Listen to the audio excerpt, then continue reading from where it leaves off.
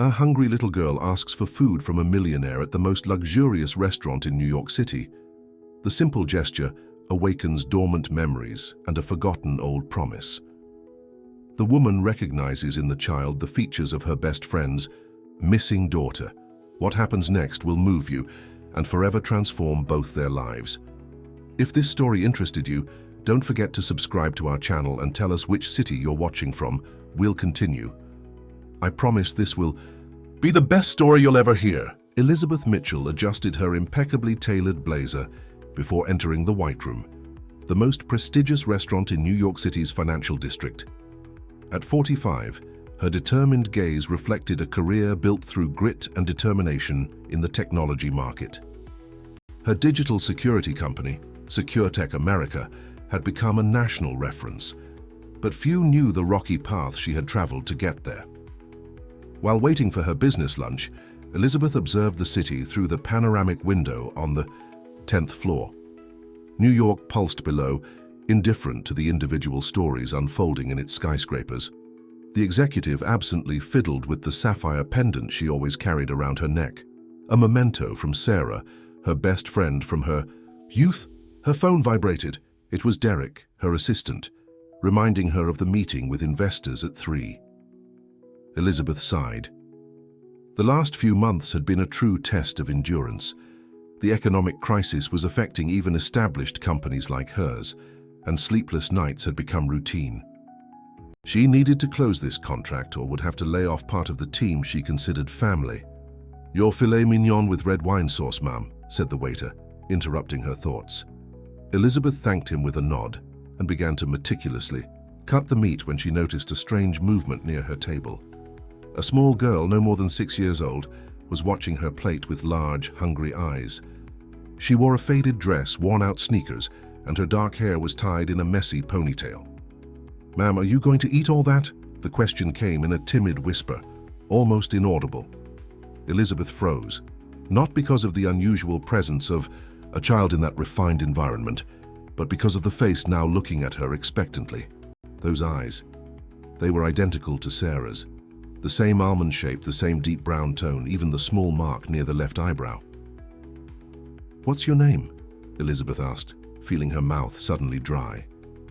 "Lucy," the girl replied, nervously looking from side to side. "I work helping in the kitchen, but nobody lets me eat." Before Elizabeth could respond, a man in uniform appeared, grabbing the girl's arm with excessive force. "Sorry for the inconvenience, ma'am. This girl is always bothering customers." "I'm not bothered," Elizabeth heard herself say, her voice firmer than intended. "In fact, I invited her to sit with me." The man hesitated, clearly uncomfortable with the situation, but eventually released the girl's arm. "As you wish, ma'am, but she shouldn't be here." When they were alone, Elizabeth pushed the plate toward Lucy. "You can eat, if you'd like." The girl didn't need a second invitation. As Elizabeth watched Lucy devour the food with the voracity of true hunger, a whirlwind of memories invaded her. The promise made 20 years ago at Sarah's hospital bedside. "Take care of my daughter, Beth. I only trust you." And then the inexplicable disappearance of the newborn, the fruitless searches, the processes that led nowhere until life took its course, and the unfulfilled promise became just another scar among many others. "Do you have a last name, Lucy?" she asked gently. The girl chewed slowly before answering. "Lucy Sanders, I think. It changes all the time." Sarah's surname, Sanders. The coincidence was too great to be ignored, but Elizabeth knew she needed more than a common surname and physical resemblance to confirm her suspicions. "And where do you live, Lucy?" The girl lowered her eyes. "In many places. Now I'm with Mrs. Wilson in Chinatown. She lets me sleep in the back room if I work hard enough." Elizabeth felt something tighten in her chest. Child labor, neglect, possible abuse. All this passed through her mind as she observed the child's small calloused hands, hands that should be holding colored pencils, not scrubbing brushes and pots. "Did you know your parents, Lucy?" The girl shook her head. "Mrs. Wilson says my mother died and my father left. Before I lived with the Parkers, but they returned me. Then I stayed with the Smiths, but their son didn't like me. Then came Mrs. Wilson. Each word was like a knife to Elizabeth's heart. Returned, as if the girl were a defective product in a store. The executive who commanded meetings with dozens of businessmen without blinking now struggled to hold back tears. At that moment, Elizabeth made a decision that would forever change the course of her life. She didn't know how yet, had no idea of the obstacles she would face, but something inside her, perhaps the same determination that had taken her to the top of the corporate Southwest, said that this encounter was no coincidence. It was a second chance. "Lucy," she said, gently holding the girl's hand, "would you like to spend the afternoon with me? We could get ice cream after you finish eating." The girl's eyes lit up with a joy that painfully contrasted with the shadows of her difficult life. "Can I really?" "You can," Elizabeth replied, while mentally already beginning to trace the next steps. First, find out more about the girl's legal situation, then investigate if she really was Sarah's daughter. And regardless of that, do something to get her out of that cycle of abandonment and exploitation. The future would be uncertain, but Elizabeth was sure of one thing: she would not fail again with the promise made to her friend. She would not leave that child at the mercy of the world's cruelty, even if it meant giving up everything she had built until then. "Ma'am, will you take me back to Mrs. Wilson afterward?" Lucy asked, her voice suddenly tense. Elizabeth gently squeezed the small hand in hers. "We'll figure this out together, Lucy. One step at a time." As the girl went back to eating, now more slowly, Elizabeth looked out the window at the city that never stopped. Outside, life continued at its frantic pace, but inside that restaurant, in the unlikely encounter between the powerful executive and the small orphan, something new and fragile was beginning to be born. A chance at redemption and, perhaps, a family. The promise of ice cream turned into an entire afternoon at Central Park. Elizabeth cancelled the meeting with investors, ignoring Derek's insistent calls. Something more important had come up. As she watched Lucy run after pigeons with a rare joy on her little face marked by premature sorrows, the executive made discreet calls. "Rebecca, I need an urgent favor," she said to her trusted lawyer. "An investigation about a child. Name: Lucy Sanders, approximately 6 years old. I want to know everything. Birth certificate, adoption records, current situation." On the other end of the line, Rebecca Morris hesitated. "Beth, you know this. Kind of investigation takes time, especially if the documentation is incomplete. What's going on?" "I believe I've found Sarah's daughter," Elizabeth replied, watching Lucy now crouched down, fascinated with a small beetle. "That promise I never managed to keep. I think fate has given me a second chance." After ending the call, Elizabeth approached the girl. The sun was beginning to set, painting New York's sky with orange tones rarely visible through the pollution. "It's getting late, Lucy. I need to take you back. You." The girl's smile instantly disappeared. "Mrs. Wilson will be angry. I didn't finish washing the pots." Elizabeth felt a lump in her throat. "I'll talk to her, don't worry." The taxi dropped them off in front of an old, deteriorated brownstone in Chinatown.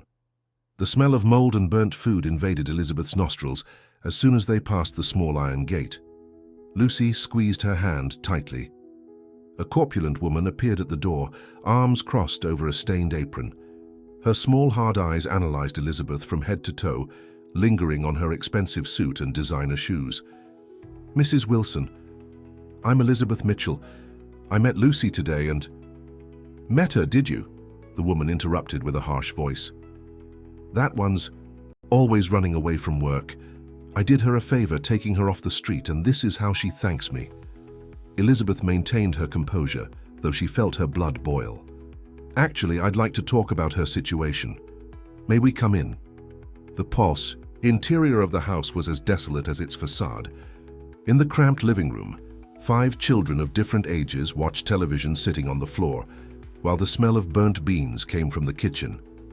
None of them looked up when they entered. "Go to your corner, girl," Mrs. Wilson ordered. Lucy, who silently obeyed, disappearing down a dark hallway. "Mrs. Wilson, what exactly is your relationship with Lucy? Are you related to her?" The woman let out a dry laugh. "Related? No, ma'am. I'm a temporary caregiver. The court sends me these children, and I take care of them until they find a permanent home." "And you get paid for it, I imagine," Elizabeth commented, noting the precarious conditions of the house. "A paltry sum that barely covers expenses," Mrs. Wilson retorted, averting her gaze. "But it's none of your business. Lucy told me she works in a restaurant kitchen. She's only 6 years old. And what did you want me to do? Let her sit around doing nothing? Work never killed anyone, and she needs to learn to fend for herself." Elizabeth took a deep breath, controlling her indignation. "I'd like to offer to take care of Lucy, temporarily of course, until her situation is resolved." Mrs. Wilson narrowed her eyes, evaluating the proposal. For a moment, Elizabeth saw a calculating gleam in those small eyes. "It's not that simple. There's paperwork, there's the court.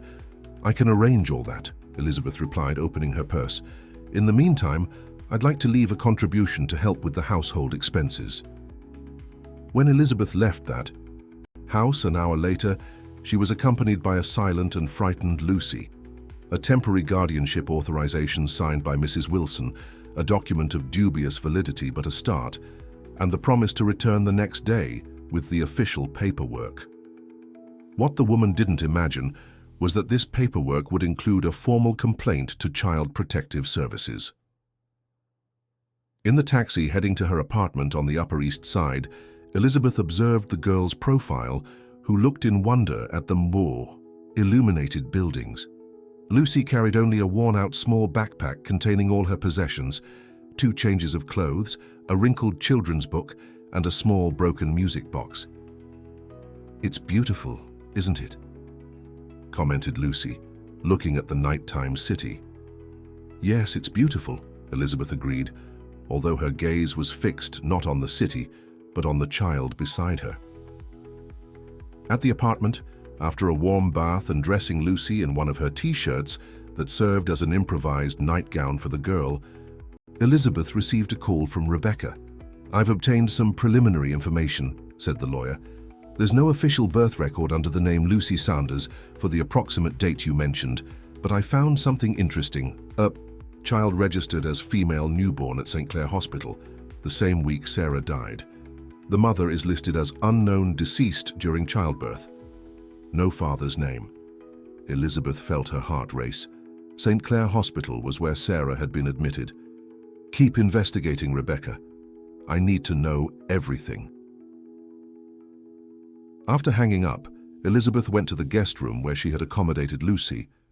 The girl was sleeping deeply, clutching the broken music box. Carefully, so as not to wake her, Elizabeth took the object. It was a simple box, made of wood, with delicate carvings. It seemed old but well cared for, except for the mechanism that no longer worked.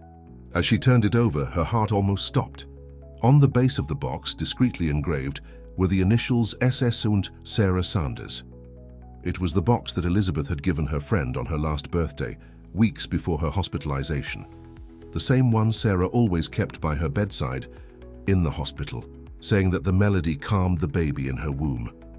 Elizabeth's hands trembled as she placed the box back next to the sleeping girl. It was no longer just a coincidence or a feeling, it was tangible proof. Lucy was Sarah's daughter, the child she had promised to protect, and who, for some obscure reason, had disappeared from the hospital in those confusing days after her friend's death.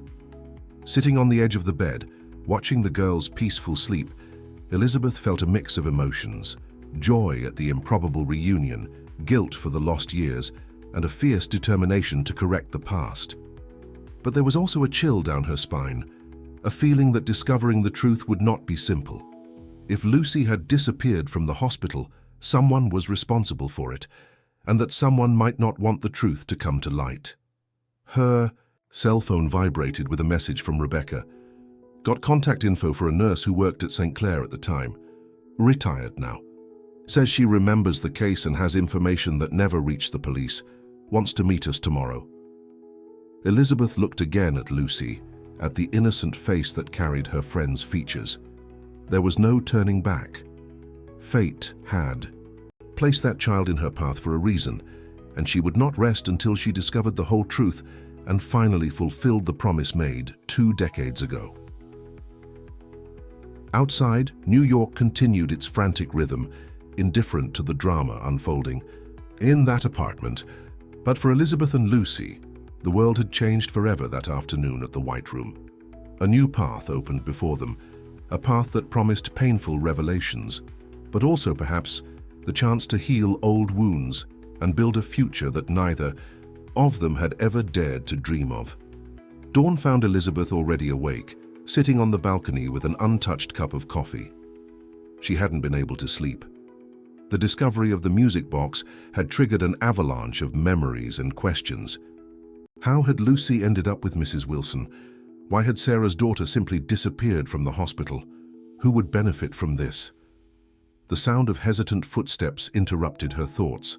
Lucy appeared at the balcony door, still wearing the improvised nightgown t-shirt, her hair disheveled and eyes wide, observing the panoramic view from the apartment on the 15th floor. "Good morning," said Elizabeth with a smile. "Did you sleep well?" Lucy nodded shyly. "Your house is very beautiful. It looks like a princess's." Elizabeth laughed. "I'm no princess, believe me. Would you like breakfast? We need to get ready. We have a busy day ahead." While preparing pancakes, something she hadn't done in years, Elizabeth observed Lucy. The girl had the contained gestures of someone who learned to occupy as little space as possible to not draw attention. Even sitting at the kitchen table, she seemed ready to flee at the slightest sign of disapproval. "Lucy, that music box you carry, did someone give it to you as a gift?" The girl put down her fork and took the box she had brought with her to the kitchen. "No, I've always had it. Mrs. Wilson wanted to throw it away, but I hid it." She opened the lid, revealing the stopped mechanism. "It used to play a beautiful song, but it broke." "Do you know what these letters on the bottom mean? SS?"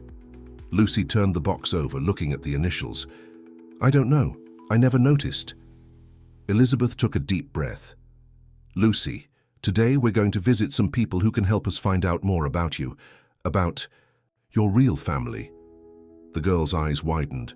"Do I have a real family?" The question, so simple and so devastating, hit Elizabeth like a punch. "We all do, Lucy. And sometimes family isn't just those who share the same blood. It's those who love and care for us." After breakfast, Elizabeth helped Lucy dress in clothes her personal assistant had urgently purchased the night before. The girl looked in wonder at the new dress, running her hands over the soft fabric as if she couldn't believe it was hers. "Do I look pretty?" she asked, turning shyly. "Beautiful," Elizabeth replied, feeling a lump in her throat. Their first stop was at Rebecca Morris's office in the financial district. The lawyer, a 50-year-old woman with impeccably cut grey hair, looked curiously at Lucy. "So this is the girl," she commented, after an assistant took Lucy to see the aquarium in the office lobby. "The resemblance is truly remarkable. I have no more doubts, Rebecca. She's Sarah's daughter. The music box is the final proof. I need to know what happened, who took her from the hospital, how she ended up in this cycle of temporary homes." Rebecca opened a folder on the desk. "I got her partial institutional history. Lucy entered the system 4 years ago when she was found wandering alone in Washington Square Park. She only said her first name and approximate age, as there was no previous record in the system, and no one claimed her. She was declared abandoned and made available for adoption. But Sarah died more than 6 years ago. Where was Lucy during the first 2 years of her life? That's what we're going to find out from Mrs. Jenkins," Rebecca replied, checking her watch. "The retired nurse who worked at St. Clair. She's expecting us in half an hour." Mrs. Jenkins lived in a modest apartment in Brooklyn. She was a white-haired lady with lively eyes who welcomed them with fresh coffee and cookies. Her eyes lingered on Lucy, who had been left in the living room while the 3 women talked in the kitchen. "She's the spitting image of her mother," the lady commented, serving the coffee. "I would recognize her anywhere. Those eyes. Sarah Sanders, right? I remember the case like it was yesterday. Such a young and beautiful woman." "Were you at the hospital when she passed away?" asked Elizabeth. "Yes, I was the head nurse in maternity. Sarah arrived with pregnancy complications. We managed to deliver the baby. The girl was born healthy, but Sarah didn't make it. And what happened to the baby afterward? Mrs. Jenkins lowered her voice. That's where it gets strange. We followed the normal protocol. The baby stayed in maternity while we waited for a family member to come get her. But on the third day, a man showed up with documents, said he was the father, and had custody rights. The papers seemed in order, signed by a judge. But Sarah was a single mother. She never mentioned the child's father, said Elizabeth, feeling a chill run down her spine. Exactly why I found it strange. I mentioned it to my supervisor, but they told me it wasn't my business. The man took the child that same day. Do you remember his name? Richard Manning, if I'm not mistaken. An elegant, well-dressed man. Said he would take the girl to live with him in Boston. Elizabeth and Rebecca exchanged glances. The name meant nothing to them. And you never heard from them again? No, until I saw in the papers, about 2 years later, that Richard Manning had been arrested for financial fraud. I remember because I recognized the photo. I was worried about the girl, but I didn't know how to find her. When they left Mrs. Jenkins's apartment, Elizabeth felt simultaneously closer to and further from the truth. They had a name, a lead, but also more questions than answers.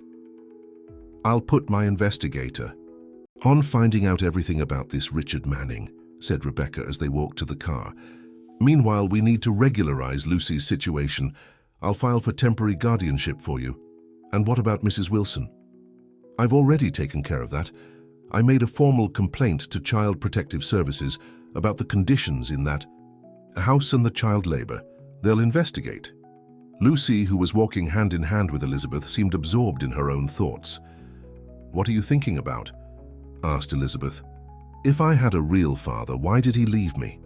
The question, so direct and painful, left Elizabeth speechless for a moment. Sometimes, Lucy, people do wrong things, but that doesn't mean you did anything wrong. You're a wonderful girl. The next stop was the courthouse, where Rebecca presented the temporary guardianship petition. The process, normally slow, was accelerated thanks to the lawyer's influence and Elizabeth's contacts. By the end of the afternoon, they left with an official document. Elizabeth was now legally Lucy's temporary guardian. It's just the first step, explained Rebecca. We'll have hearings, visits from social workers, psychological evaluations, but it's a start. Back at the apartment, Elizabeth prepared a simple dinner while Lucy timidly explored the room that would now be hers. The girl seemed not to believe her own luck, touching the furniture, toys, and new clothes as if they were mirages about to disappear. Do I look pretty? She asked, twirling shyly. Beautiful, Elizabeth replied, feeling a lump in her throat. During dinner, Elizabeth's cell phone rang. It was Derek, her assistant, who had been trying to contact her all day. Beth, the investors are furious. The contract is at risk. We need you tomorrow without fail. I'll be there, she replied, hanging up afterward. Lucy was watching her with attentive eyes. Do you have to work tomorrow? Yes, but don't worry. I'll hire someone to stay with you, and in the afternoon we'll go back to talk more with Rebecca. Can I go with you? Asked the girl. I promise to be very quiet. I won't disturb. Elizabeth hesitated. Taking a child to a crucial business meeting would have been unthinkable just 2 days ago. But now, looking at those eyes that reminded her so much of Sarah, she couldn't imagine leaving her with strangers. You know what? Yes, you can. Let's show these men in suits that the Sanders Mitchell women know how to do business. The smile that lit up Lucy's face was worth more than any contract. That night, as she put Lucy to bed, Elizabeth noticed that the girl still clutched the broken music box. Tomorrow we'll take this to be fixed, she promised. Then I'll be able to hear the music again, asked Lucy sleepily. Yes, you'll hear the music again, and we'll discover your whole story, Lucy, I promise. When the girl finally fell asleep, Elizabeth returned to the living room. On the coffee table, Rebecca had left a folder with the initial investigation documents. On the first page, there was a photo of an elegant, middle-aged man with a confident smile. Richard Manning, businessman, convicted of financial fraud and money laundering in 2020. currently on parole. Elizabeth studied the face of that man who had somehow stolen Sarah's daughter. There was no resemblance to Lucy, nothing that indicated a blood tie. Who was he really, and why had he taken the newborn from the hospital? The pieces of the puzzle were beginning to fit together, but the complete picture was still far from being revealed. Elizabeth knew only that she had taken the first steps in a journey that promised to be more complex and dangerous than she had imagined. But now, with Lucy under her protection, there was no possibility of retreat. The promise made more than 6 years ago was finally beginning to be fulfilled. Lucy's presence at the meeting with investors had been surprisingly positive. The girl remained quiet in a corner of the conference room, drawing with colored pencils that Elizabeth had provided. Occasionally, her curious eyes observed the adults in their heated discussions. When the lead investor, a stern man from Rotterdam, asked about the child, Elizabeth replied simply, "I'm fulfilling an important promise."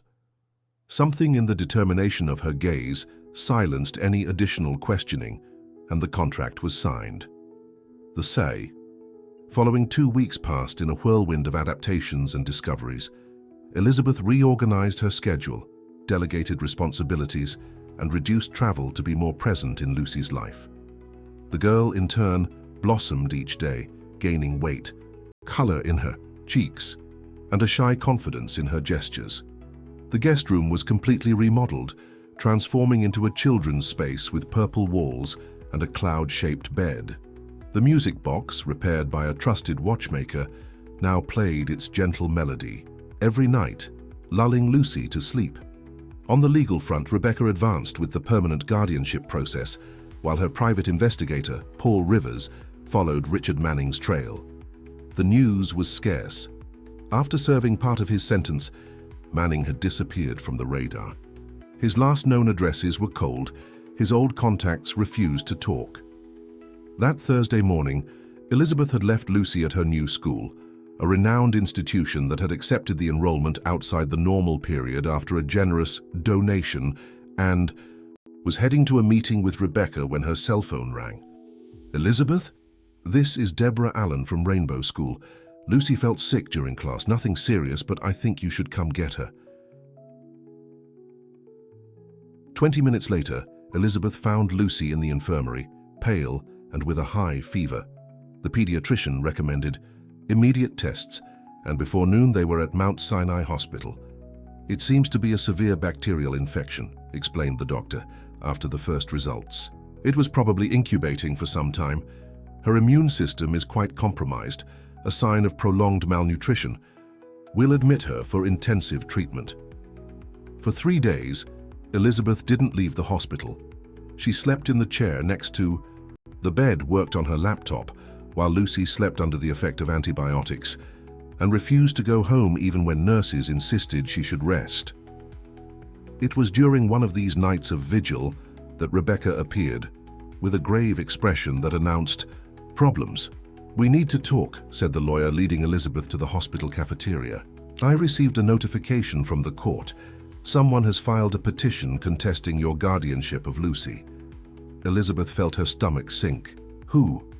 Richard Manning. He appeared out of nowhere, with documents claiming to be Lucy's biological father and demanding immediate custody. That's absurd. We have the nurse's testimony. He forged documents to take the baby from the hospital. How can he now claim paternity? He presented a birth certificate, Elizabeth. He's listed as Lucy's father, with retroactive acknowledgement of paternity. And more, he claims that you kidnapped the girl. Kidnapped? I found her working illegally in a restaurant, living in precarious conditions with a supposed caregiver who exploited her. I know, but his version is that Lucy was taken from his home in Boston by a nanny who abandoned her in New York. He claims he spent years looking for his daughter. Elizabeth rose abruptly, knocking over the coffee cup. It's a lie. All lies. Why would he appear now, just when we started investigating the past? There's more, said Rebecca hesitantly. He claims that you and Sarah had a troubled relationship in the past, that you had an obsession with her. He insinuates that your interest in Lucy is unhealthy. The blow was so unexpected that Elizabeth felt physically struck. She staggered until sitting down again. How dare he? Sarah was my best friend. How does he even know about our friendship? He has photos of you two together, copies of old emails. It seems he investigated your past thoroughly. And the judge? Did the judge believe this? Not yet, but he scheduled a preliminary hearing for next week, and he ordered supervised visits from Richard to Lucy, starting tomorrow. Elizabeth felt the world collapse. I can't allow that man to approach her. He abandoned her, Rebecca, left her to her own devices. Lucy doesn't even know who he is. We have to follow the legal process, Beth. Otherwise, we only confirm his accusations. Back in the room, Elizabeth observed Lucy sleeping, connected to IV tubes and antibiotics. How to explain to a 6-year-old child who had finally found some stability that a stranger had appeared claiming to be her father? How to protect her from this whirlwind? The next morning, Lucy woke up more disposed, the fever finally yielding to the medications. Elizabeth, who had spent the night researching everything about Richard Manning, forced a smile. How are you feeling, little one? Better. Can we go home today? Soon. First, we need to talk about something important. Elizabeth sat on the edge of the bed, holding Lucy's small hands in hers. A person has appeared who claims to be your father. The girl's eyes widened. My real father. He says so, but I'm not sure we can trust him. In any case, the judge has determined that he can visit you today, here at the hospital. I'll be with you the whole time, don't worry. Will he take me away? Lucy asked, fear evident in her voice. No, of course not. You'll stay with me. We just need to follow some rules so we can continue together, understand? Richard Manning arrived punctually at 2 in the afternoon, accompanied by his lawyer and the social worker assigned by the court. He was exactly as in the photo, tall, elegant, grey hair at the temples, the type of man who exuded authority and charisma. Lucy, he said with a choked voice upon seeing the girl in the hospital bed. My daughter, I finally found you. The girl shrank back, instinctively seeking Elizabeth's hand, who remained by her side, tense as a violin string. She's scared, said Elizabeth. She's never seen you before. Richard gave her a penetrating, look, of course she is. She's been through so much suffering away from me. Turning to the social worker, he added, see the state she was found in? Malnourished, sick, while under Mrs. Mitchell's care. That's absurd, protested Elizabeth. Lucy was found in these conditions. I've only been caring for her for 3 weeks. Please, the social worker intervened. Let's maintain civility. We're here for the child's well-being. During an agonizing hour, Elizabeth observed Richard trying to approach Lucy. He brought expensive gifts, a porcelain doll, the latest model tablet, imported chocolates that the doctor didn't allow her to eat. He talked about the house they had in Boston, the room that was waiting for her, the trips they would take together. Lucy responded with monosyllables, her eyes constantly seeking Elizabeth's like anchors in a storm. When they finally left, Elizabeth felt exhausted and defeated. Lucy, on the other hand, was agitated. I don't want to go with him. He's not my father. My father doesn't exist. You won't have to go, love. We'll fight against this. But that night, when Lucy finally fell asleep, Elizabeth received another call from Rebecca. Richard requested an emergency DNA test. The judge authorized it. It will be done tomorrow. And if he forged this too? If he bought the laboratory? It's a laboratory appointed by the court, Beth. And frankly, I'm worried. He has too many documents. He's very well prepared, as if he had been planning this for a long time. 3 days later, Lucy was discharged from the hospital. Upon returning to the apartment, they found an official notification. The DNA test had confirmed Richard Manning's paternity. The preliminary hearing had been moved up to the next day. The judge would consider the immediate transfer of custody. That night, while Lucy slept in her room, lulled by the melody of the music box, Elizabeth faced the deepest crisis of her life. What if it was all just a cruel coincidence? What if Lucy wasn't really Sarah's daughter, but Richard's with another woman? What if she was fighting a lost battle, only to have her heart broken again? She took the music box, examining the engraved initials. SS. It could mean anything. Sarah Sanders, yes, but also Susan Smith, Stephanie Spencer. The physical resemblance, the identical eyes, could just be works of chance. Perhaps her mind, desperate to fulfill the promise made to her friend, had created non-existent connections. On the living room table, the folder with documents that Rebecca had left, the positive DNA test, the birth certificate with Richard's name, old reports about his trial for fraud, and among them, a detail that had gone unnoticed until then, a photo of Richard Manning leaving the courthouse accompanied by his defense attorney, a man whom Elizabeth immediately recognized, the same one who years before had informed her that Sarah's newborn daughter had been taken by distant relatives. Suddenly, everything began to make sense. It wasn't about coincidences, but an elaborate plot. Richard wasn't emerging from nowhere.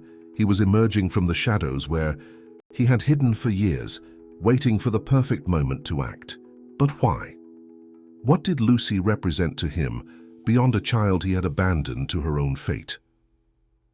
The answer, Elizabeth suspected, was buried in Sarah's past, and she had less than 24 hours to unearth it before the hearing decided Lucy's fate and either fulfilled or definitively destroyed the promise she had made to her friend.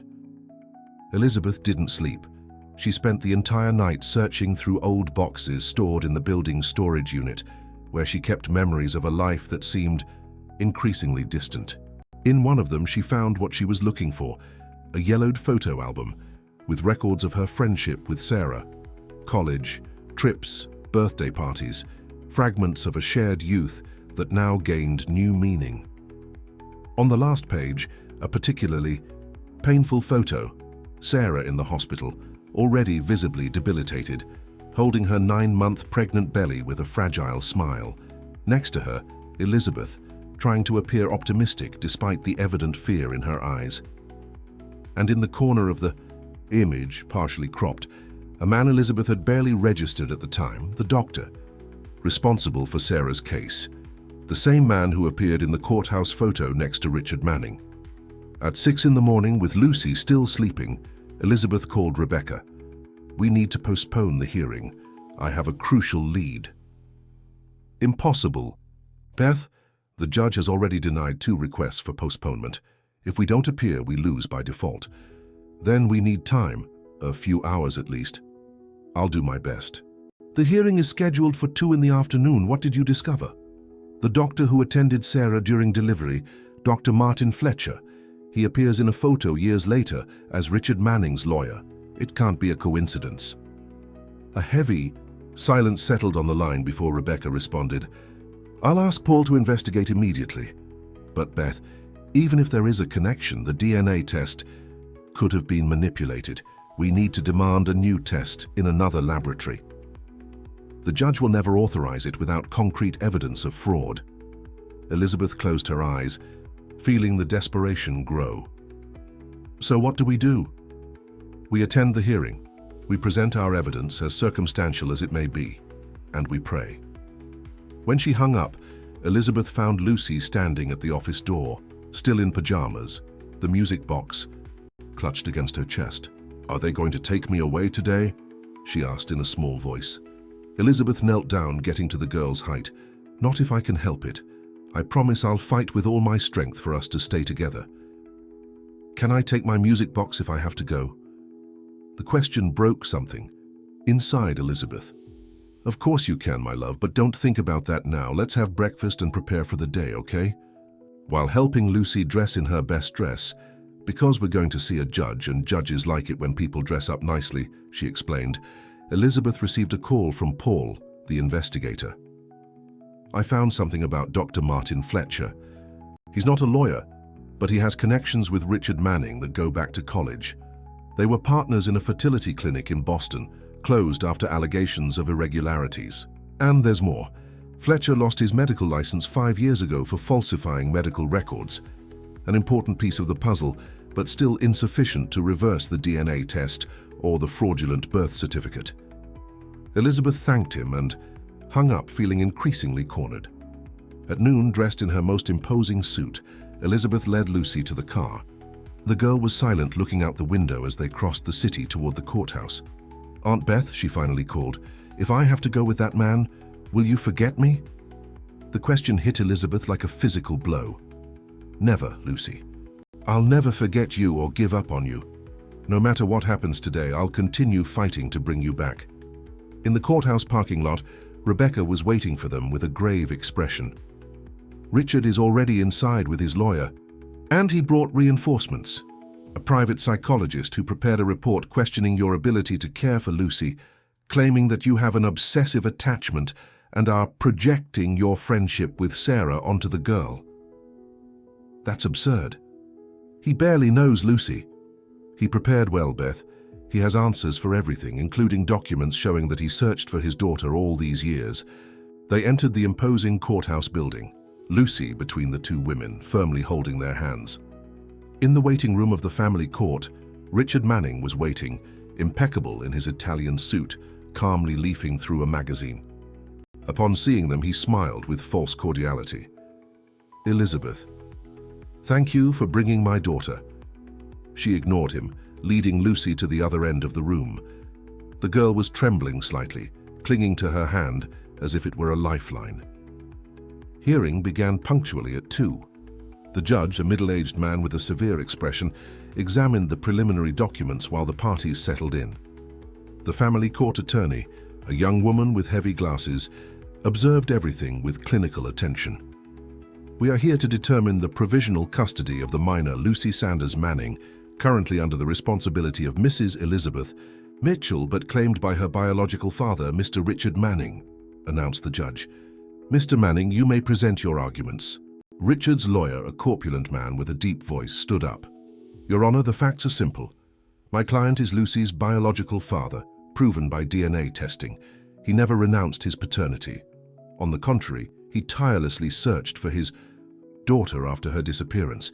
Mrs. Mitchell, driven by an unhealthy fixation with the deceased mother of the child, took Lucy without legal authorization, exposing her to risks and—" "Objection," interrupted Rebecca. "There is no evidence of unhealthy fixation. My client found the minor in a situation of child labor and abandonment and took the legal measures for her protection." The judge gestured for the lawyer to continue. For 20 minutes, he painted a distorted picture where Richard was the loving father in search of his lost daughter, and Elizabeth, an unbalanced woman who had manipulated the system to kidnap Lucy. When it was Rebecca's turn, she meticulously presented each piece of evidence. Mrs. Jenkins' testimony about how the baby had been taken from the hospital, the social services documents showing that Lucy had been found abandoned years later, the records of child labor at the restaurant. "And what about the DNA test?" questioned the judge. "We request a new test, Your Honor, in a neutral laboratory. We have evidence that Dr. Martin Fletcher, who handed the baby to Mr. Manning at the hospital, has a long association with him and a history of falsifying medical documents." The judge frowned. "That's a serious accusation, Counselor. Do you have proof?" "Partial, Your Honor. We request time for a complete investigation." Richard's lawyer intervened. "Your Honor, these are dilatory tactics. The DNA test is conclusive. My client just wants to recover his daughter." The judge consulted the records, visibly uncomfortable. The question of biological paternity seems to be established by the test. As for the circumstances of the abandonment, they would need to be investigated in a separate process. Our concern here is the immediate well-being of the child." Elizabeth felt her blood freeze. The judge was about to decide in favor of Richard. Beside her, Lucy clutched the music box, tightly as if it could protect her. It was then that the courtroom door opened. Her black woman in her 50s, with grey hair and dignified posture, entered accompanied by a court officer. "Your Honor, forgive the interruption," said the officer. "This lady insists she has crucial information for this case." The judge, irritated by the interruption, addressed the woman. "You are—" "Helen Brooks, Your Honor. I was Lucy Sanders' nanny during her first years of life." A murmur ran through the room. Richard Manning visibly paled. "And what brings you here, Mrs. Brooks?" asked the judge, now interested. I learned from the news that Richard Manning was trying to regain custody of Lucy. I couldn't allow this injustice. She pointed to Richard. This man was never Lucy's father. He took her from the hospital, illegally using false documents, and then abandoned her with me when she was just a baby. When he was arrested for fraud, he simply disappeared. I cared for her until my health problems made it impossible to continue. That's when I left her with a family who promised to formally adopt her. This is absurd, exploded Richard, standing. Fears this woman is lying. I have proof, Your Honor, continued Helen, unperturbed. She opened a folder and removed photographs, payment receipts, and, most importantly, a diary. I recorded everything during those years, including Richard's confessions about why he wanted the girl. The judge, now visibly disturbed, took the documents. This is extraordinary. Why would Mr. Manning want the child if he wasn't the biological father? Helen looked directly at Richard, who now seemed about to flee the room. Because of Sarah Sanders' will, she left a considerable inheritance for her daughter, with the condition that Elizabeth be the legal guardian. Richard discovered this, and planned to take the child, hide the original will, and later access the money as the supposed father. Lucy, who had remained in absolute silence throughout the entire hearing, suddenly spoke, her voice small but clear. I know you. You used to sing me to sleep. Helen smiled, tears in her eyes. Yes, my dear, I sang Rockabye Baby every night, while your music box played. Richard's lawyer tried to intervene, but the judge silenced him with a gesture. Officer, do not. You allow Mr. Manning to leave this room.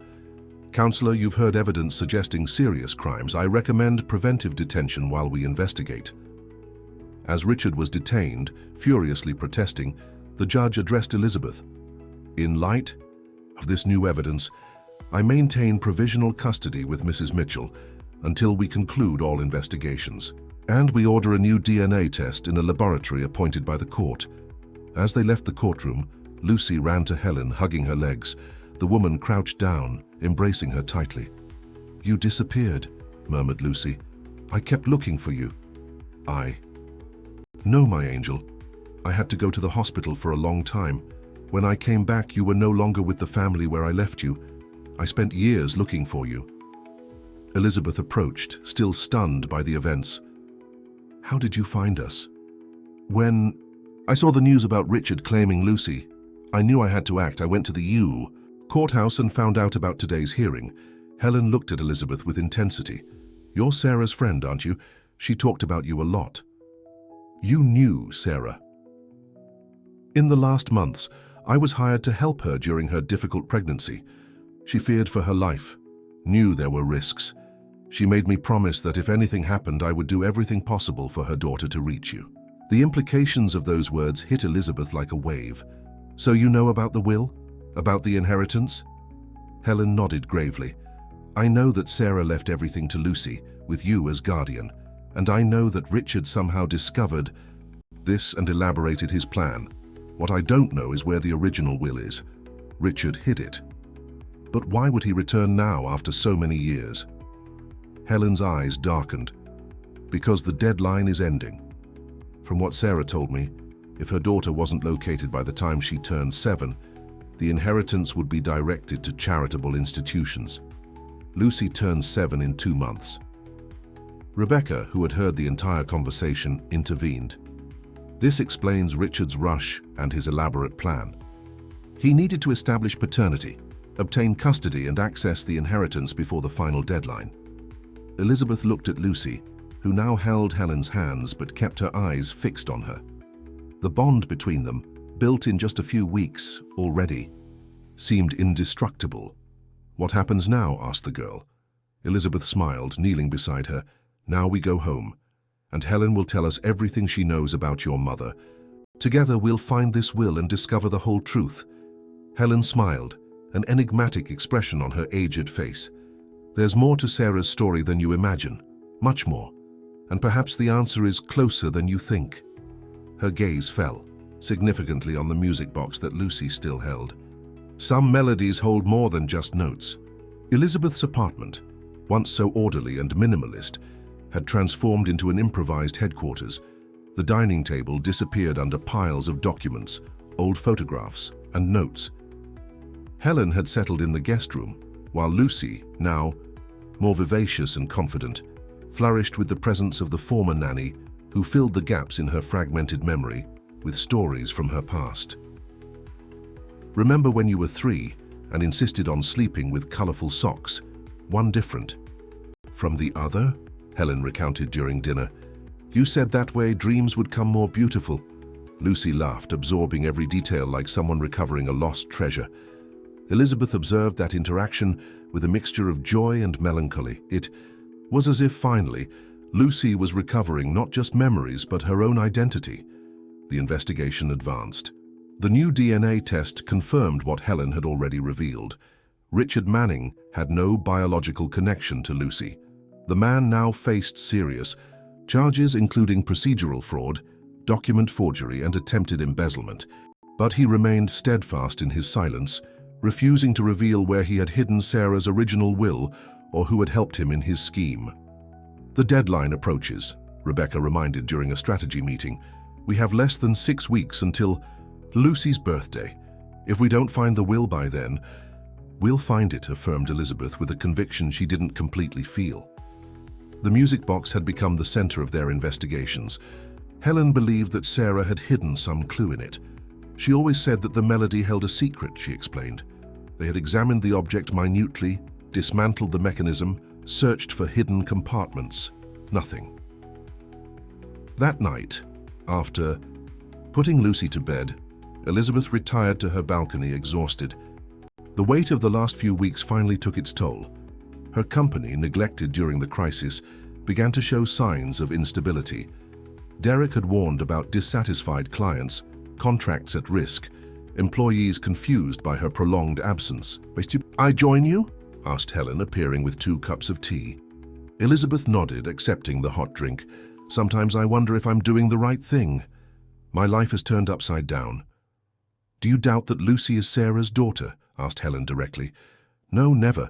It's just that—" Elizabeth hesitated. "What if we don't find the will? What if all this struggle is in vain? Lucy is finally happy, stable. Maybe we should simply move forward, build a new future without being tied to the past." Helen studied her for a moment. "It's not just about the will or the inheritance, is it? There's something else bothering you." Elizabeth felt the tears she had held back for weeks finally overflow. "I failed Sarah. I promised to take care of her daughter and couldn't find her for 6 years. 6 years, Helen. Meanwhile, Lucy suffered. Went from house to house, was exploited. What kind of friend was I? The system failed Lucy. Richard failed. I failed when I got sick and could no longer care for her. Don't put that weight only on your shoulders." "But I should have done more. I should have investigated more deeply.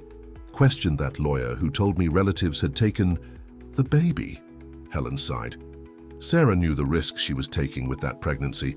She also knew there were people interested in her fortune. That's why she planned everything in the minutest detail.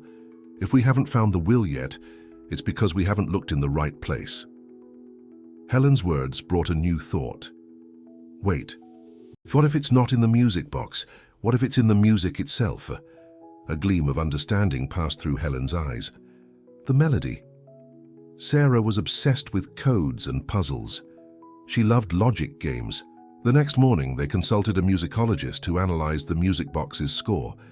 "It's an unusual composition," he explained. "It seems like a traditional French melody, but it has strange variations, notes that don't fit the pattern." Hope was rekindled. Working with a cryptographer, they discovered that the strange notes formed a code. When deciphered, it revealed a numerical sequence, 1708, 42, 15, 29. "Looks like a safe combination," suggested Rebecca. "Or geographic coordinates," added Paul, the investigator. For days, they tested all possibilities. They checked safes in banks where Sarah had accounts, significant dates, addresses. Nothing corresponded. Frustration grew. Lucy's birthday approached inexorably. Richard, even detained, seemed confident, as if he knew something they didn't. It was on a rainy Tuesday that the hardest blow came. Elizabeth received a call from Derek, her assistant, now practically running the company alone. Beth, I'm sorry. The Dutch investors withdrew the contract. They cited instability in company leadership. We lost 5 million and the chance for European expansion. The impact was devastating. That contract was what would keep SecureTech America competitive in the coming year. Without it, layoffs would be inevitable. Years of hard work slipped through her fingers while she chased shadows from the past. Upon hanging up, she found Lucy watching her from the office door. "Are you sad?" asked the girl, approaching. "Just tired, dear. Is it my fault because you're taking care of me and not your work?" The question hit Elizabeth like a punch. "No, Lucy, never think that. You're the best thing that's happened in my life." But that night, alone in her room, the weight of everything collapsed on her shoulders. Her company was at risk. Her savings were depleting with fruitless investigations, and the will's deadline approached relentlessly. Perhaps it was time to accept defeat, rebuild her professional life, and simply be a good guardian for Lucy. Without ghosts from the past. It was with this defeatist thought that Elizabeth entered the office the next morning, determined to call Rebecca and end the search. Helen was there examining the music box for the umpteenth time. "I think we should stop," announced Elizabeth, surprising herself with the firmness in her voice. "We're chasing ghosts. Lucy is happy and secure. The judge confirmed my permanent guardianship. That should be enough." Helen raised her eyes, studying her. "Do you really believe that, or is it the fatigue and fear talking? My company's crumbling. I've already spent a fortune on this investigation, and for what? A will that was probably destroyed years ago." Lucy's inheritance isn't just money, Elizabeth. It's her mother's legacy. It's her story, her identity. She has an identity now, with us in this house. Helen gently placed the box on the table. "Last night, Lucy asked me if her mother loved her. She said no one ever talked much about Sarah, as if she were just a shadow. A child needs more than security and comfort, Elizabeth. She needs roots, history." The words hit Elizabeth deeply. Sarah had always been more than a friend. She was almost a sister, a fundamental part of her own history. How could she give up now, denying Lucy the chance to know the love her mother had left for her? "I need air," she murmured, taking the car keys. "I'll be back soon." With no clear destination, she drove through the city until finding herself in the cemetery where Sarah was buried. She hadn't visited the grave in years. The pain was too great. Now, standing before the simple tombstone, she felt strangely calm. "I'm doing my best, Sarah," she whispered, "but maybe it's not enough." A gentle breeze stirred the leaves of the surrounding trees. Elizabeth closed her eyes, finally letting the tears flow freely. All the fear, guilt, frustration, emotions repressed for weeks emerged in uncontrollable sobs. It was then, in the deepest moment of her despair, that an insignificant detail flashed in her mind. Something Helen had mentioned casually the previous night. Sarah knew the risks she was taking with that pregnancy. The risks, the high-risk pregnancy, St. Clair Hospital. Suddenly the numbers made sense. 17, 08, 42, 15 to 29. It wasn't a safe combination or coordinates. It was a medical record. Sarah's medical record at St. Clair Hospital. With trembling hands, Elizabeth called Rebecca. "St. Clair Hospital. The numbers are the identification of Sarah's medical record.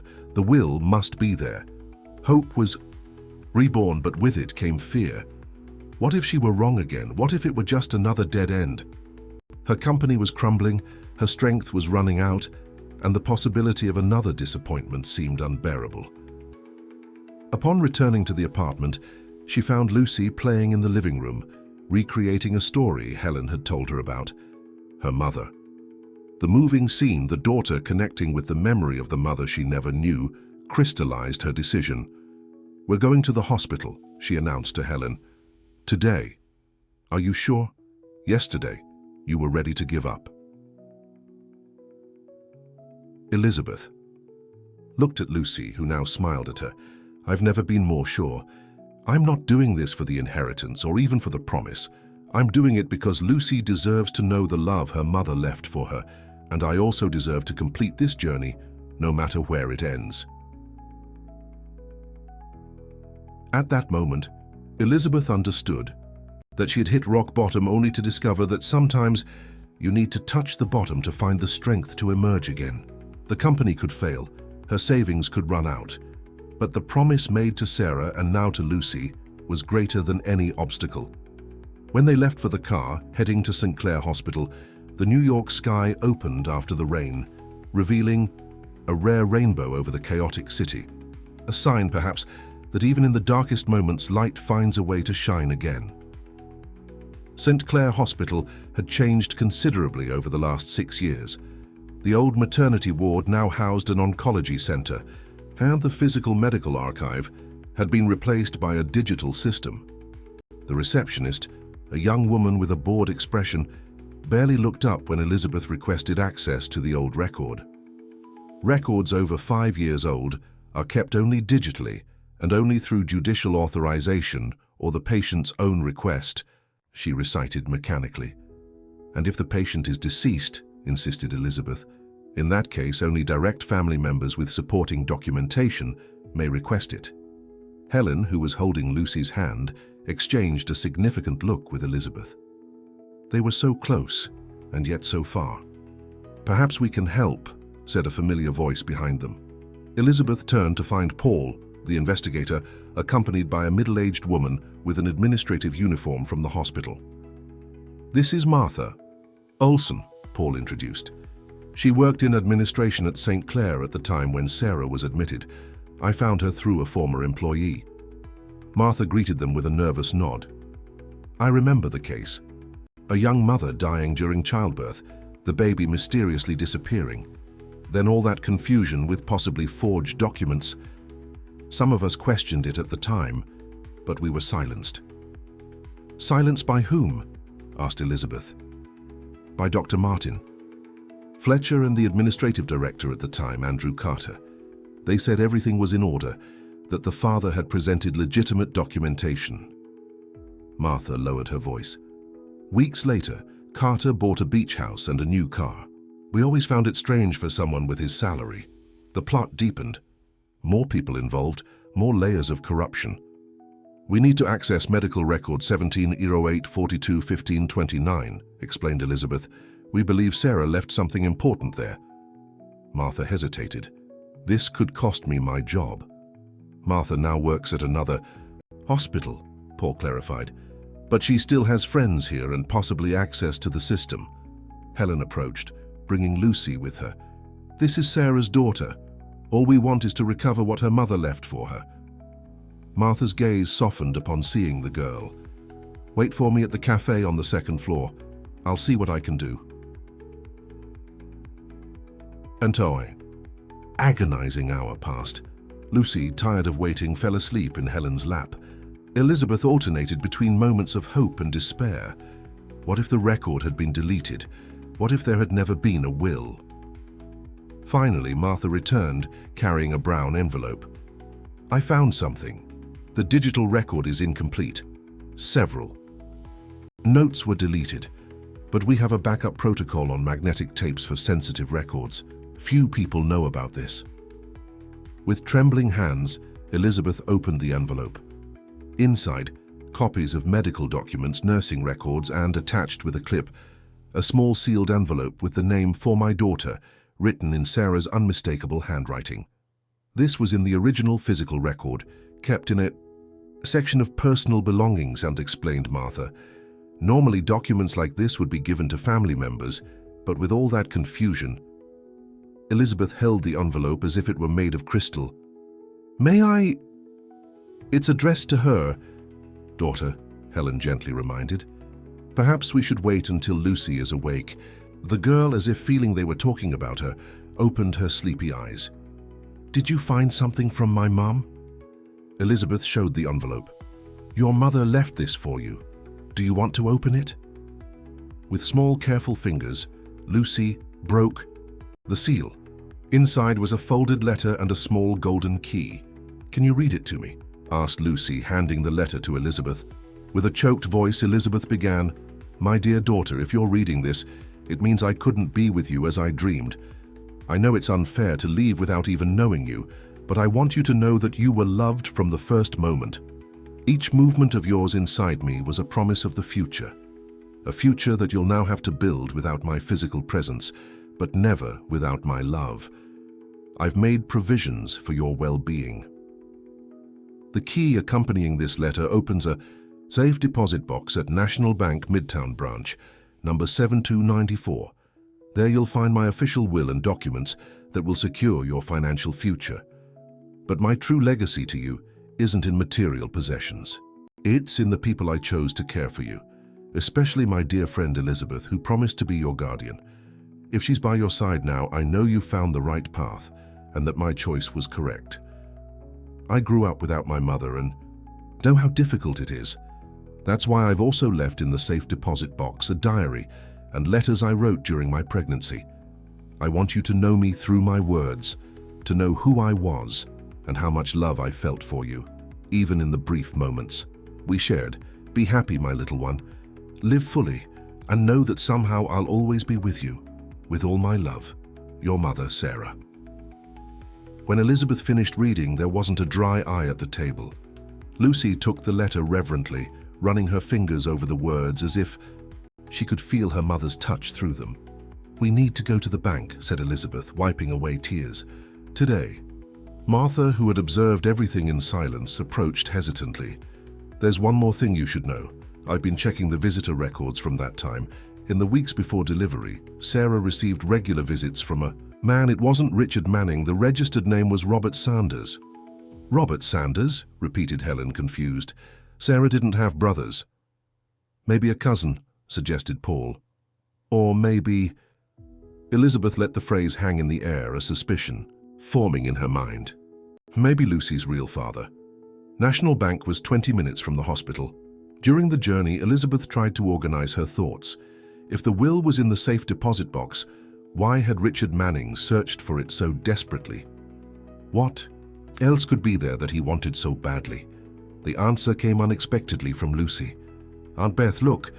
exclaimed the girl, who was playing with the music box in the back seat. She had removed the wooden base, revealing a small hidden compartment. Inside, a photograph. Sarah, radiant in a summer dress, embracing a man with a gentle smile and eyes identical to Lucy's. "I turned the box over and the base came off," explained Lucy, handing over the photo. On the back, a simple inscription: "Robert and me, Cape Cod, 3 months before you arrived. Your father was a wonderful man." Another piece of the puzzle fit into place. Robert Sanders, the real father, kept secret. But why? And what was his connection to Richard Manning? At the bank, they were received by the manager personally. The Mitchell name opened doors, and the presence of a child in the company of 3 determined adults intimidated any bureaucracy. "Safe deposit box 7294, informed Elizabeth, showing the key. "We need to access it immediately." As they followed the manager to the vault room, Elizabeth noticed a suspicious movement. A man in a suit, apparently focused on his cell phone, looked up when they passed. Something in his posture alerted her instincts. "Paul," she whispered, "I think we're being watched." The investigator nodded discreetly. "I noticed too. I'll check it out." The vault room was a refrigerated chamber with metal walls and security guards at the entrances. The manager inserted his key in the first lock, and Elizabeth completed the process with Sarah's golden key. The small door opened, revealing a document box, a leather-bound diary, a thick envelope, and, surprisingly, a tablet. "An iPad?" questioned Helen. "From 6 years ago." Sarah worked with technology, reminded Elizabeth. She was a programmer. Before they could examine the items, Paul returned, hurriedly. "We need to leave. Now. I recognize the man out there. He's one of Richard Manning's known henchmen, and he's not alone." "How?" "Richard is detained." "Detained doesn't mean isolated. He still has contacts, money, influence." The manager, alarmed by the situation, offered an exit through the back. Quickly, Elizabeth stored the items in her bag, firmly holding Lucy's hand. The time to examine the contents of the safe deposit box would come later. Now the priority was safety. In the back parking lot, they hurriedly entered Paul's car. They had barely closed the doors when a black sedan appeared, blocking the exit. "Hold on!" shouted Paul, maneuvering sharply to the right, finding a narrow passage between two parked cars. The black sedan accelerated, pursuing them. Elizabeth protectively embraced Lucy as the car jolted around tight turns. "Who are these people? What do they want?" "The same as Richard. What's in that bag?" replied Paul, focused on New York's chaotic traffic. "If he sent men, it means there's something extremely valuable there beyond the will." Through the intense late afternoon traffic, Paul managed to temporarily lose them, entering a shopping mall with underground parking. They left the car and proceeded on foot, trying to blend into the crowd. "We can't go back to your apartment," warned Paul. "It will be the first place they'll look." "I know a place," said Helen, "an old friend who lives in Westchester County. It's an hour from here, but it's isolated and secure."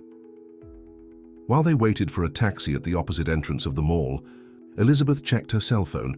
3 missed calls from Rebecca. She returned immediately.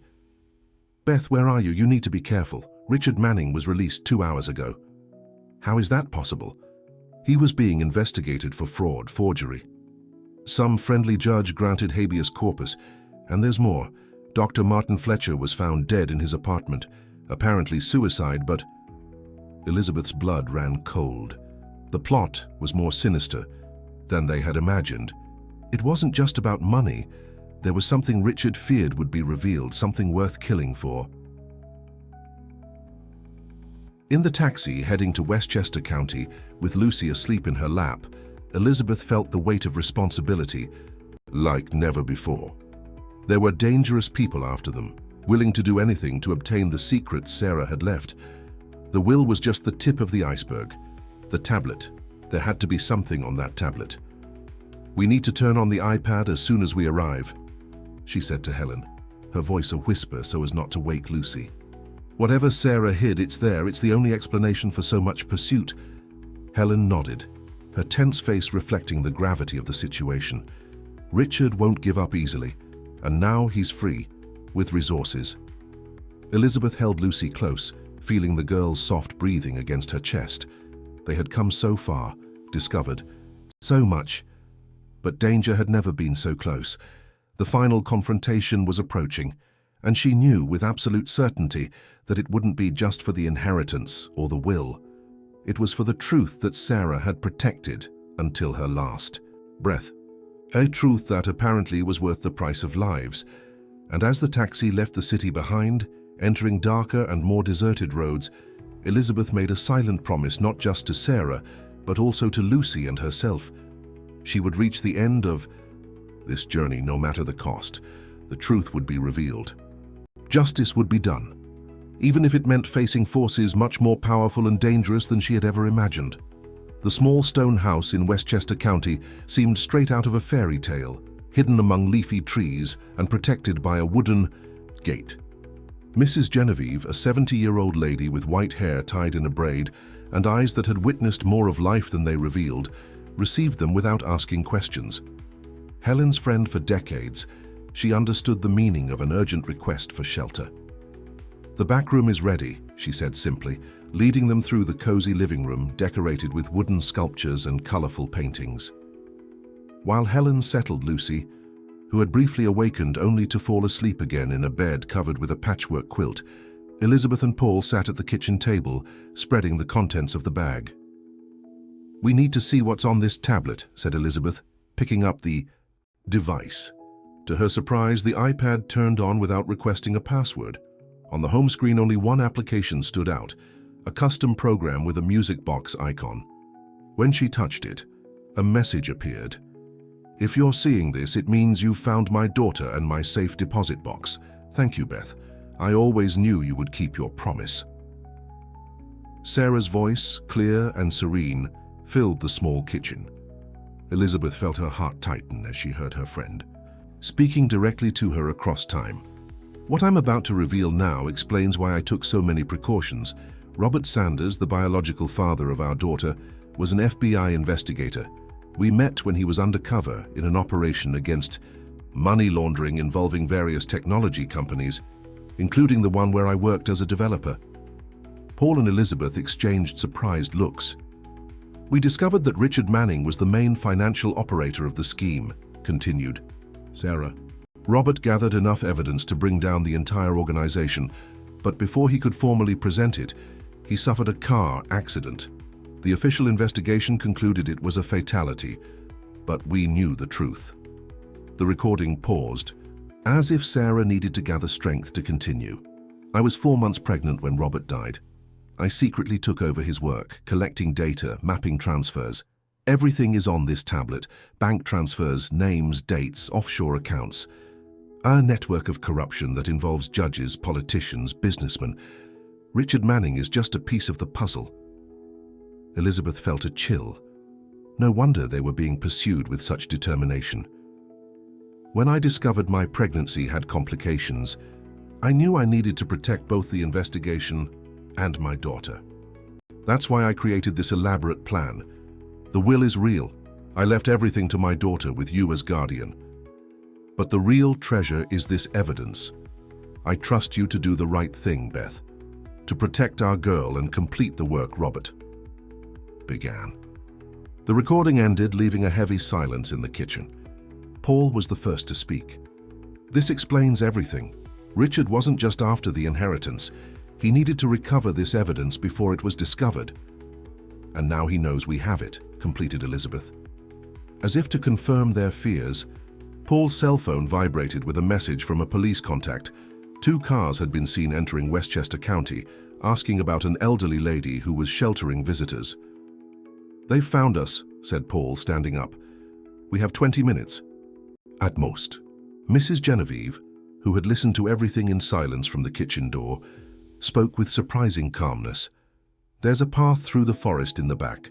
It leads to a secondary road. My nephew can meet you there in 15 minutes.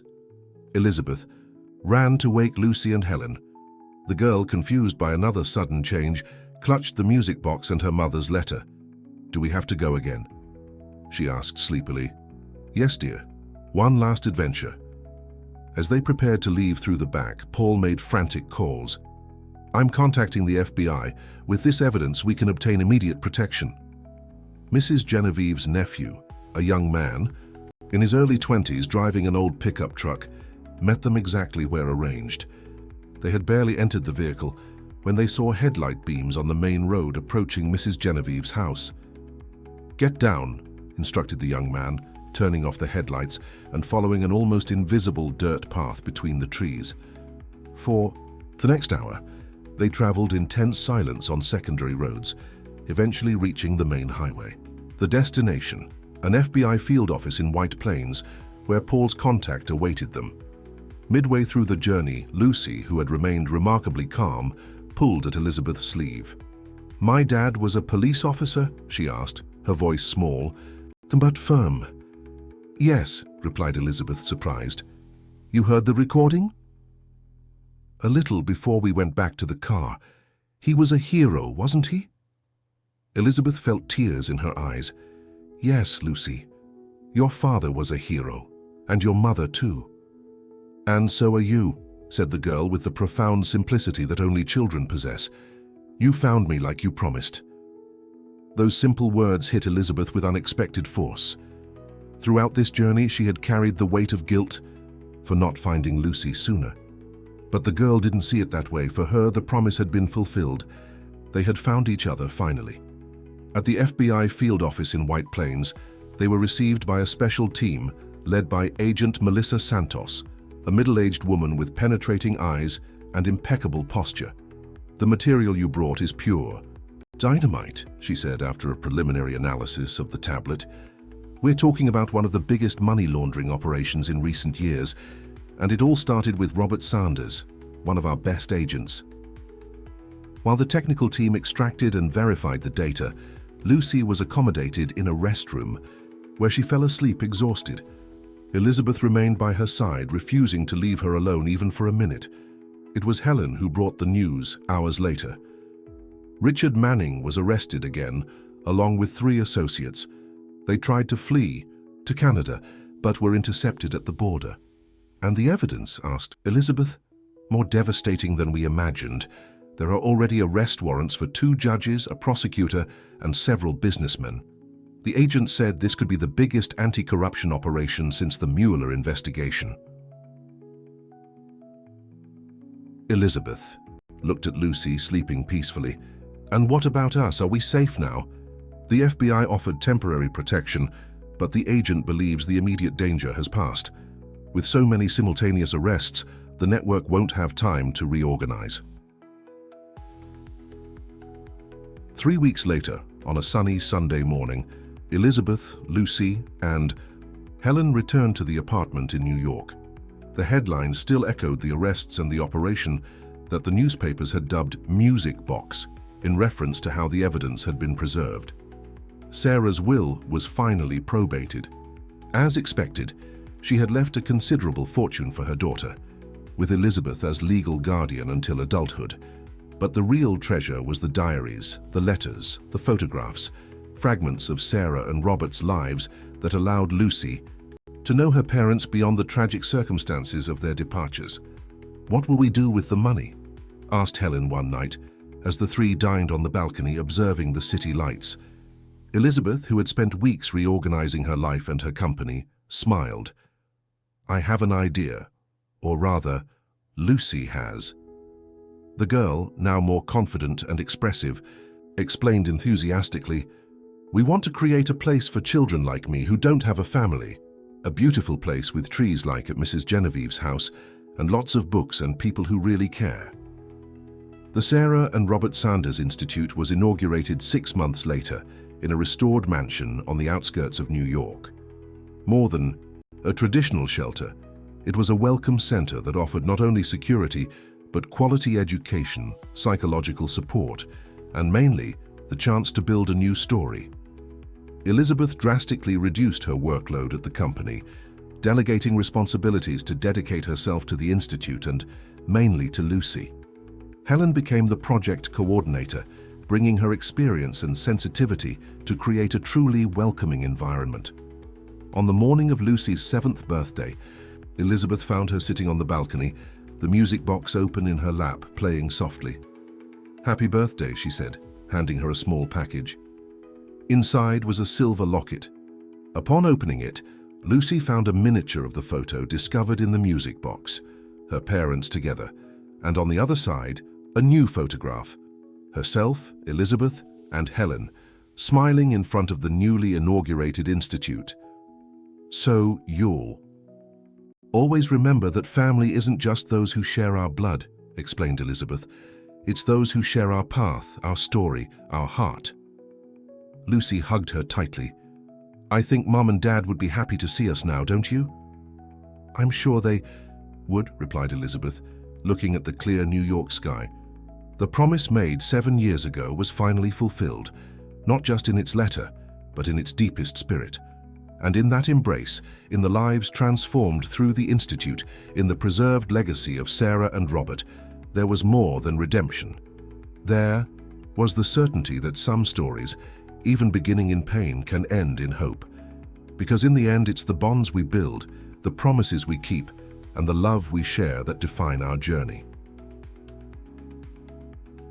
Dear listeners, we hope that Elizabeth and Lucy's story has touched your hearts. To continue this emotional journey, we've prepared a special playlist with equally captivating stories about fulfilled promises and new beginnings. Find it here, clicking to your left. If this narrative of courage and redemption moved you, don't forget to subscribe to our channel and leave your like on the video. Daily, we bring unique stories that explore the complexities of life, love, and second chances. Share with us in the comments which moment in this story touched you the most.